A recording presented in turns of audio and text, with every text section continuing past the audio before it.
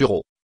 Le sureau noir est un arbuste dont les baies, mais surtout les fleurs et l'écorce, sont utilisées depuis l'Antiquité en phytothérapie pour traiter différents maux comme la fièvre, les irritations buccales et les infections respiratoires responsables des rhumes, toux grasse, sinusite, grippe, etc. Le sureau possède également des propriétés diurétiques, laxatives, antirhumatismales, etc. Forme préparation, infusion, tisane, décoction, jus, sirop, gélule, teinture mère, bonbon, compresse, cataplasme, etc. Les propriétés médicinales du sureau. Utilisation interne. Infection respiratoire virale saisonnière, rhume, grippe, sinusite, etc., bronchite, fièvre. Troubles gastro-intestinaux. Rétention d'eau, cystite et infection urinaire.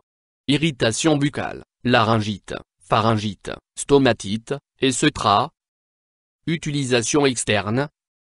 Contre certaines affections de la peau, eczéma, hémorroïdes, contusions et brûlures. Indications thérapeutiques usuelles.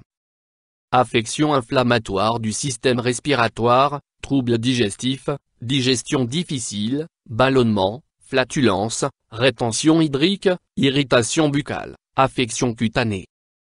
Autres indications thérapeutiques démontrées. Le sureau est indiqué contre les problèmes de surpoids, ses propriétés dépuratives permettent de nettoyer et purifier l'organisme en le forçant à éliminer ses toxines. Ses vertus médicinales sont également utilisées contre les rhumatismes, l'arthrite et l'arthrose, pour soulager les douleurs articulaires. C'est aussi, plus globalement, une plante profitable permettant de renforcer le système immunitaire. Quant aux baies de sureau, elles sont gorgées d'anthocyanines, offrant ainsi un pouvoir antioxydant, antiradicalaire et anti-angiogénique. Histoire de l'utilisation du sureau en phytothérapie. Originaire d'Europe centrale, le sureau est particulièrement répandu en Suisse et dans toutes les zones d'Europe bénéficiant d'un climat tempéré, Asie mineure, Caucase et Sibérie. Il est utilisé depuis de nombreux siècles en médecine pour ses vertus thérapeutiques. Il est également apprécié pour les valeurs gustatives de ses fruits. Ces baies noires sont en effet consommées depuis l'époque romaine et grecque où elles représentaient la nourriture des dieux. Plus tard, les civilisations celtes et germaniques considéraient le sureau comme une plante magique au pouvoir bienfaisant et l'utilisaient principalement pour son action anti-inflammatoire et diurétique. Il était même utilisé à des fins cosmétiques pour éclaircir le teint et atténuer les taches de rousseur. Description botanique du sureau. Le sureau est un arbuste résistant, pouvant vivre une centaine d'années, que l'on retrouve principalement dans les zones boisées, les haies ou les bords de chemin. Sa floraison a lieu du début du mois de mai jusqu'au mois d'août. Appartenant à la famille des caprifoliacées, comme le chèvrefeuille ou le camérisier, le sureau est une plante herbacée qui mesure en moyenne 2 mètres. Sa tige, peu ramifiée, comporte des feuilles caduques d'environ 7 folioles. Ses fleurs, blanches et odorantes, s'ouvrent dès le début du mois de mai, laissant place en juillet à des grappes de petites baies de couleur noire qui deviennent toxiques une fois arrivées à maturité.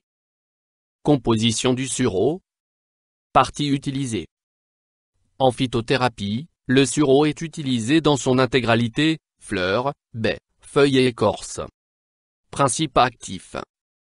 Les fleurs de sureau ont une forte teneur en acide phénolique, en flavonoïdes, qui sont des antioxydants, en huiles essentielles ainsi qu'en minéraux. Les baies sont, elles, gorgées de vitamines de type A, C et B6. Elles contiennent également une remarquable concentration en fer, flavonoïdes et caroténoïdes, acides aminés et tanins.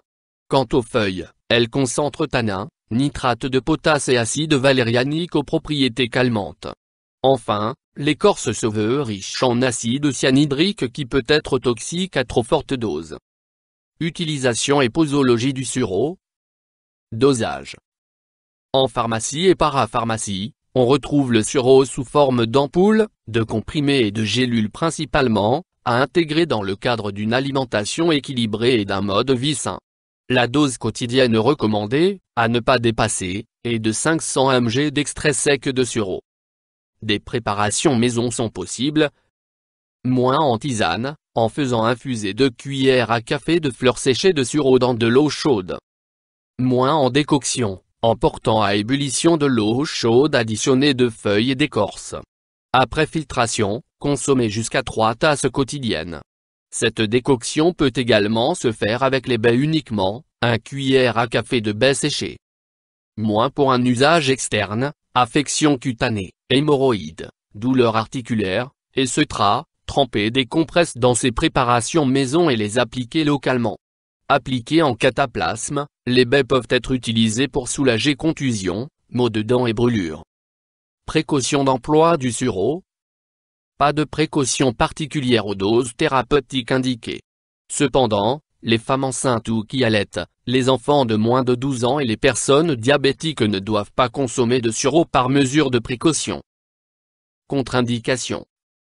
Le sureau est déconseillé chez les personnes souffrant de diabète, il entraîne des troubles du traitement par insuline. Il est également proscrit en cas d'anémie ou de porphyrie, une maladie sanguine complexe. Effets indésirables. Des effets secondaires ont été observés, notamment en cas de surconsommation. Le sureau peut entraîner des troubles digestifs passagers ainsi qu'une odeur de transpiration plus prononcée, liée aux propriétés diaphorétiques de la plante. Du fait de leur teneur en sambunigrine, les baies peuvent parfois être toxiques et provoquer des douleurs gastriques, des vomissements, des vertiges mais aussi des convulsions. Interaction avec des plantes médicinales ou des compléments. Il est possible que les effets du sureau puissent s'additionner à ceux des plantes ou des compléments ayant des propriétés anti-inflammatoires, décongestionnantes ou diurétiques. Interaction avec des médicaments. Le sureau peut augmenter l'activité des médicaments diurétiques. Il peut aussi diminuer l'efficacité du traitement par immunodépresseurs. Avis du médecin. Des bienfaits reconnus. Utilisé depuis de nombreux siècles, le sureau est doté de vertus qui ne sont plus à démontrer aujourd'hui. Cette plante est particulièrement efficace pour traiter le rhume et les inflammations des voies respiratoires et pulmonaires, on lui reconnaît des propriétés antivirales et anti-inflammatoires. Le sureau est également recommandé pour lutter contre les infections urinaires, les rhumatismes ainsi que les problèmes de surpoids.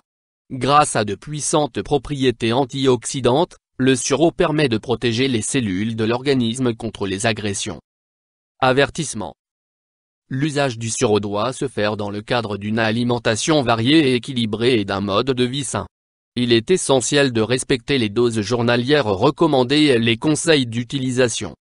Les fleurs, feuilles et baies sont disponibles en herboristerie et en pharmacie/parapharmacie, tout comme les compléments phytothérapiques sous forme de gélules, tisanes, jus, sirop, etc. Il est préférable de consulter un médecin ou un pharmacien avant tout début de traitement. La recherche sur le sureau.